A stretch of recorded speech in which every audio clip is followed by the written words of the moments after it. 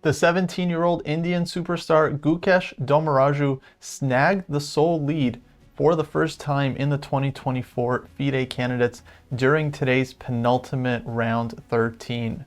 Looking at the day's results, the two leaders, Nepomniachtchi and Nakamura, drew after a short but rather intense struggle. This allowed Gukesh to pull through and take the lead after winning a fantastic endgame against Firouzja. Also winning to make things more interesting was Fabiano Caruana, who defeated Praggnanandhaa with black in order to stay in contention for the title.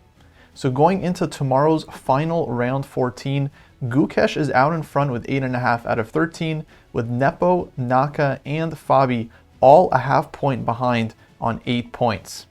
This also sets up two crucial matches tomorrow, as Naka will have white against Gukesh and Fabi will have white against Nepo. And after the game analysis, we'll get into the various playoff scenarios we might see after the final round.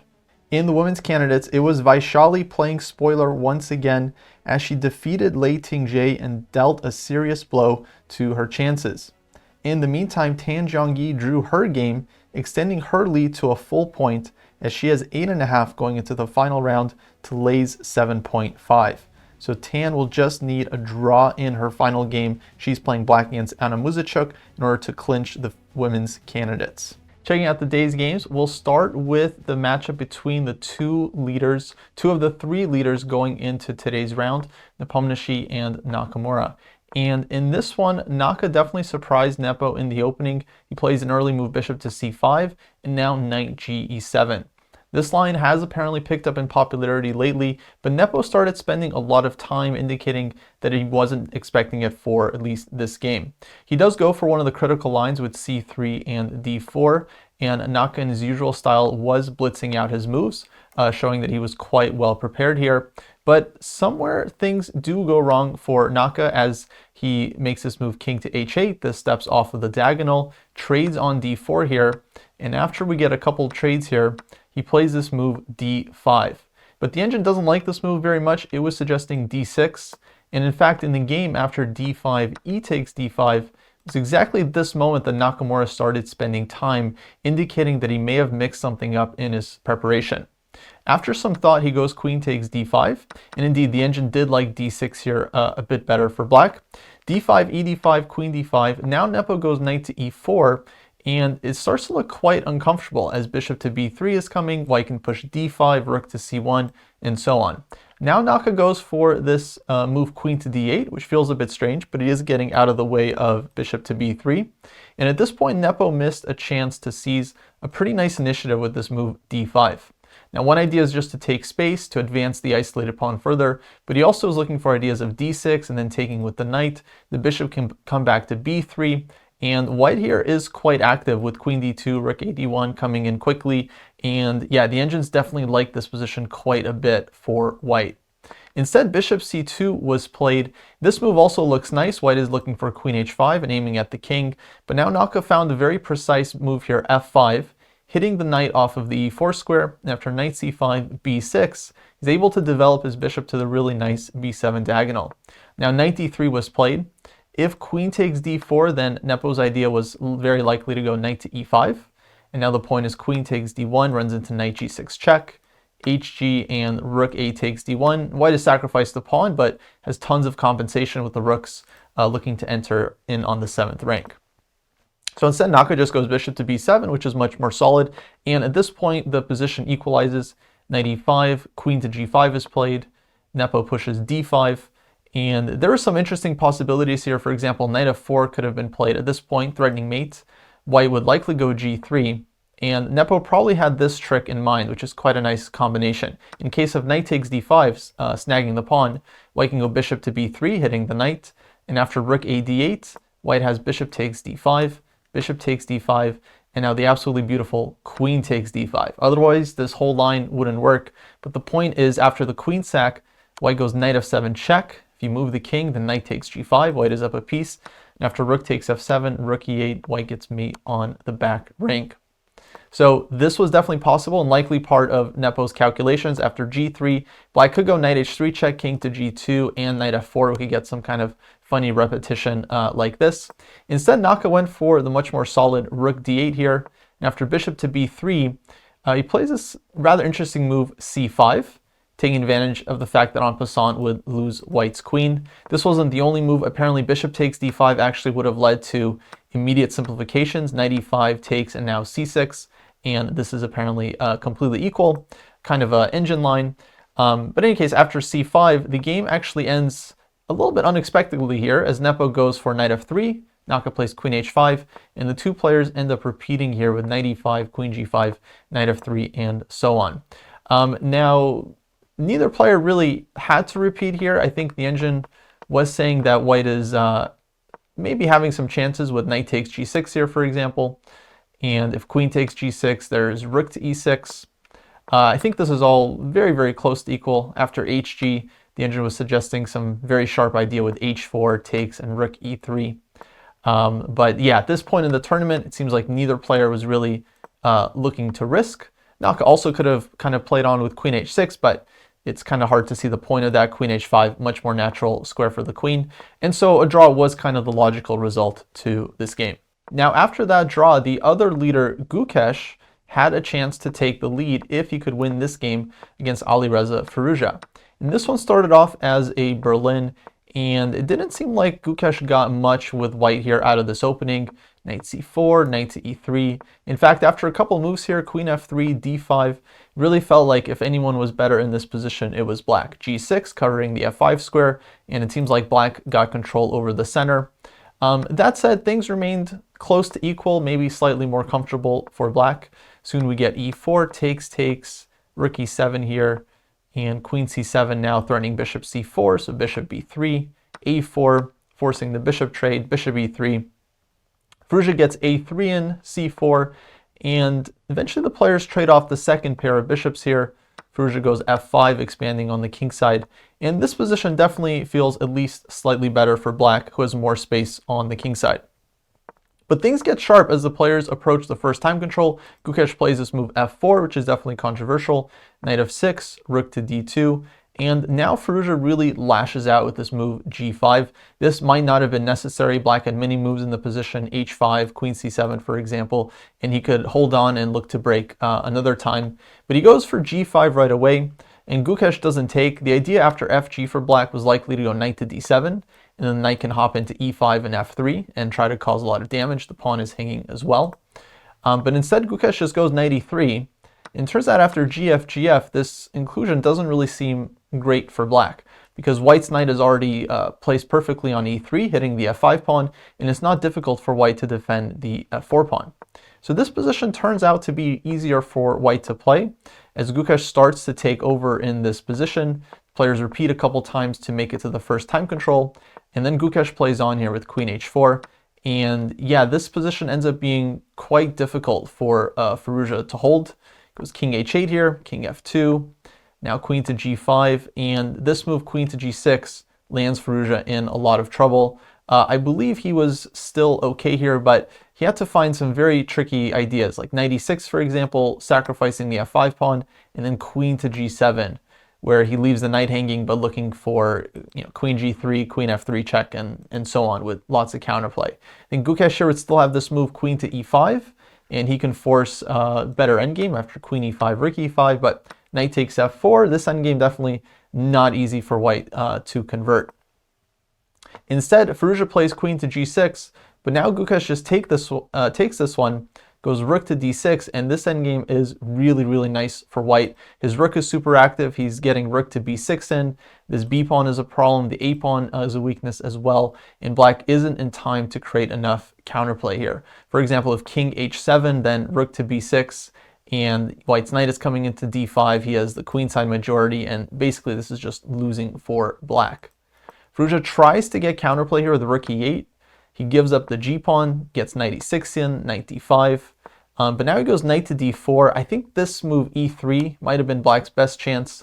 The point is, after knight takes e3, black can take on f4, and at least the knight is getting active. He's got ideas knight d3 check, knight c1, and yeah, white would have to be very, very precise in order to convert this. But after knight d4, rook b6, knight c2, again e3, followed by rook e4, maybe was a better chance. Here, Gukesh grabs the b pawn, rook e6, and rook e7, and now he just kind of totally takes over here. After rook e7, rook h6, the e-pawn is just under control, and now white's queenside is just advancing very, very rapidly, and these protected passers are simply too strong. Black doesn't have enough with the e-pawn or with his rook getting into h3.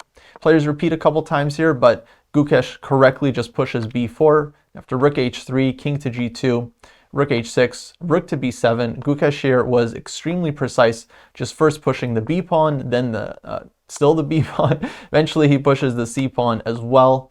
And here it was resigns from Firouzja as c6 is coming, b7, and then rook c8 check. The pawns are simply unstoppable. Black can't do anything with the e pawn. And with this win, Gukesh managed to overtake the sole lead in the candidates for the first time in the event. Another very interesting game was the game between Praggnanandhaa and Caruana. This one started off as a Rossolimo Sicilian, and the players got a very double-edged structure basically from the get-go, with white giving up the bishop pair, black getting the double pawns, but a good grip over the center. Knight c4, knight d7 was played, knight to g5. Fabi takes on c4, bc goes knight f8, queen g4, and it feels like white is a little bit better here in this position, but it's really not much, and the structure is very complicated. And Pragg soon goes wrong here. After h5, queen f5, bishop to d6, castles, queen e7. He very unexpectedly retreats his queen back to h3. Now, he had a couple moves here. Rook to b1 I think is okay. The critical move was probably f4, where the lines do get very messy here because black can play f6, hitting the knight, and after knight to f3, g6 hitting the queen, queen comes back, and now e takes f4, grabbing this pawn. The engine is saying maybe e5 here is working for white, with idea, for example, to open up the e file. After bishop e5, takes, bishop takes f4. If black takes this one, then the rook is coming to e1, and that's very, very bad for black, losing the queen. Black can still go knight to d7, and yeah, very, very messy double-edged position, but this might have been objectively where white should have gone towards.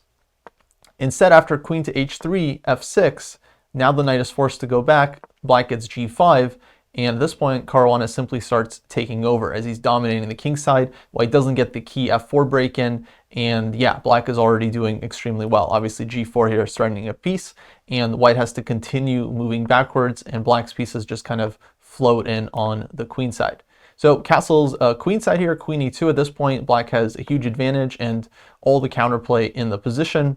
But things get tricky here. h3 is played, g3, knight f3 check, king to h1, and Caruana grabs the rook on e1, which is definitely natural, but it might have been stronger just to leave this exchange, play something like rook to h5, and for example, black can put the queen on d7, bring the bishop over to h6, look to trade off this knight, eventually break with f5, and basically just use the knight on f3 as an absolutely powerful piece. So this might have been objectively stronger than what happens in the game, because Caruana quickly takes the exchange, but then this position becomes surprisingly difficult for black to pry open, because white is controlling the f5 square, and black's rooks have very few open lines to work with.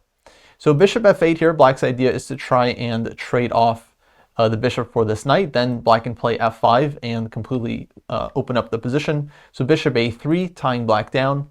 And from this point, Caruana really plays this one very, very slowly, very patiently, just maneuvering his pieces all around. The point is, black really doesn't have any clear breaks he can go for immediately, so he spends a lot of time, tries to eventually get bishop h6 in. As we'll see here in a couple moves, he basically manages to maneuver this one, and at this point, Pragg has to play f3, which is definitely a good decision, because otherwise black gets bishop h6, takes f5, and that won't be good for white.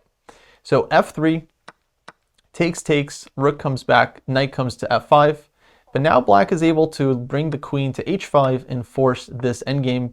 And the evaluation here is really hard to say. The engine doesn't give black a huge advantage here, but black does have a very clear plan that Caruana starts playing for, just to play a5, bring the king to a6, and eventually organize the b5 break. And this ends up being very difficult for Pragg to deal with. He essentially just moves back and forth, but black gets the rook to b8 and eventually does break with b5 here. And at this point, Caruana is really close to winning, though it still gets complicated. Pragg takes on c5, takes on a4, knight to e3, hitting the f-pawn, bishop d8, bishop a3, stopping rook to b2. But now rook c8, knight c4, rook c6, the maneuvering game continues. But here black is finally able to get the bishop in. He does give up one of the a-pawns, but now bishop to c3, holding on to this one. And it's just a matter of time here before black's rooks are able to get into the position. That's what eventually ends up happening here. And I think Pragg still had saving chances, but the endgame was really, really hard to hold. Here he does end up collapsing after rook to d7. Now white has issues with the d-pawn. He goes d4, but now rook to c7 back, and everything is hanging on the c-file. Game continued, knight e3, takes, rook to b3, and now it's basically over. Black is just way too active. He's got a passed a-pawn. The h2 pawn is also a target, and the rooks at this point are too strong. Pragg goes for king f4, now rook c1, e5, takes, and rook takes a1. Nice combination here is after rook a1, bishop d2, black does get the extra piece. Even here, it still isn't that simple to convert, as white has multiple passed pawns, but black gets the bishop back to c5 and e7, and from here, Caruana's technique was definitely very smooth. He doesn't give Pragg any more chances. The endgame was quite sharp here, but basically black was winning the entire way. a3 now, nice move. If rook e7, then a2, and the pawn can't be stopped. So rook goes back to a8, but black takes the e-pawn. And now rook a6, very, very well calculated here by FIDE. After the trade of rooks and g6, black simply promotes. First, white promotes as well, but now black has queen a2 check, and Pragg resigned here as his only good move is king to g7, holding on to the queen. But black can trade queens and then go bishop to d6, and it's all over. Of course, if white's king can make its way back to h1, the endgame would be a draw, but this king is way too far away. So black just snags the h-pawn, gets the bishop out of the way, and of course the pawn is going to make a new queen, and it's all over. So very long win from Caruana, 89 moves, but with the win, he's able to stay in contention going into the final game tomorrow. So absolutely crucial win for FIDE there. Finally, we have the game between Vidit Gujrathi and Nijat Abasov. This one, of course, doesn't affect the tournament standings, and there was a bit of a struggle in this game as they played a Petrov. Abasov was quite well prepared. Vidit does go for one of the topical lines these days. This one is pretty solid, but white doesn't get much of an advantage here, and yeah, black was very well prepared in this game with g5. He puts the rook on f7, doubles on the f-file, and all the way up until here, Abasov was basically blitzing his moves, showing that he's very, very familiar with the setup. So Vidit does try to push this one a little bit on the queen side and the king side, but eventually doesn't really manage to find a plan to improve his position. And the players do end up repeating here rather quickly with king g1, knight c6, as yeah, neither side is really able to make progress in this position. And here the game was drawn. Jumping into the women's candidates, the key game today was the game between Vaishali and Lei Tingzhe. Lei, of course, going into this round was chasing the leader Tan Jiangyi by a half point.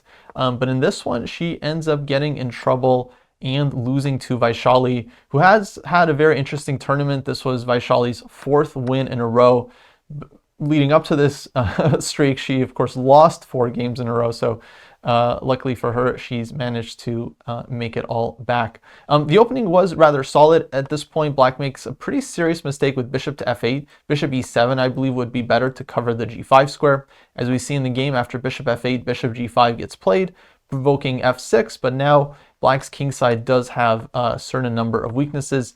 And although white has the isolated queen pawn, she definitely has a very, very good version of this structure, as all of white's pieces are really quite active here, and black's king side has already been weakened.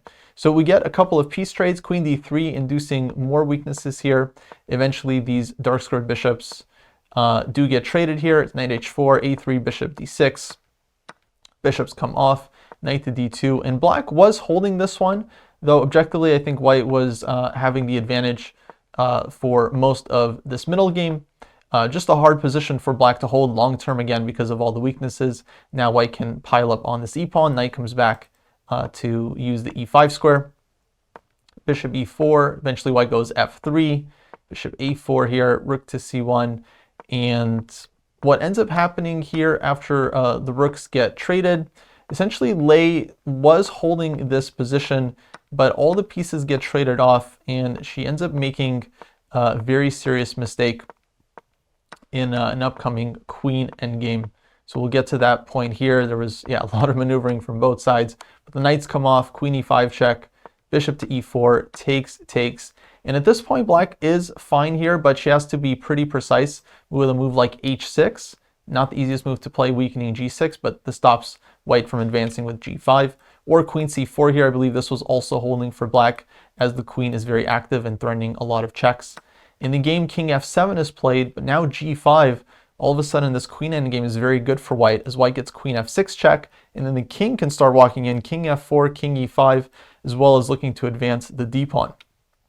Lei goes for queen to c1, but this ends up losing the game on the spot after queen f4 check, forcing this king and pawn endgame, which Vaishali correctly judges is completely winning for white, as her king gets in and her king is much more active. She's also able to make a pass d-pawn here, and after e takes d5, black resigned in this position, which was completely logical as she just has no chances left. The problem is white has a passed pawn and black cannot do anything on the king side. These pawns can never advance because white will just take en passant and promote first.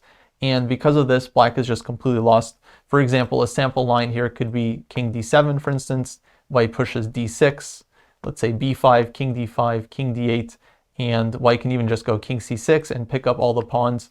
Or king e6, force a situation like this, where after king d6, black's king is stalemated. Black can give up all the pawns, but the issue for black is that one day she's going to have to play either h6 or h5. White will take this one, and there will never be any stalemate because the g-pawn has too many moves to make. And so, of course, white's h-pawn promotes first, and white would just win the game like this. So that was just a sample finish. White has many ways at this point, but yeah, very reasonable point to end the game. And unfortunate for Lei Tingjie, as she's going to be a full point behind Tan Zhangyi going into the final round tomorrow. She will need to win her game and then hope that Tan doesn't at least make a draw in order to force a playoff. So that takes us into tomorrow's critical round 14, the final round for the candidates. And we have some very, very exciting pairings. Nakamura is white against Gukesh, and FIDE Caruana is white against Nepomniachtchi. And these are the two critical matchups for tomorrow. These are the only 4 players that still have a chance. And the situation is Gukesh is currently half a point ahead, with Naka, FIDE, and Nepo all half a point behind. So if Naka wants to win the tournament, he is going to have to win on demand against Gukesh. And regardless of the result on that board, whether Naka wins or if they draw, one player will be reaching 9 points, which means on the board between Caruana and Nepomniachtchi, one of those players has to win in order to force a tiebreak. If Gukesh wins the game against Nakamura, then it's over. He wins outright, 9.5 points. No one can catch him. But if Gukesh draws or if Naka wins, those are the two most likely results. Gukesh is playing black. Then one of FIDE or Nepo is going to have to win that game in order to force a rapid playoff, which will then take place Monday. So it's going to be a very, very dramatic final round. We have Naka, FIDE, and Nepo all in a kind of must-win situation if they want to win this candidates. So it's going to be very, very exciting. I'll be back here for the final recap. Hopefully you folks will join me as well. Until next time, take care.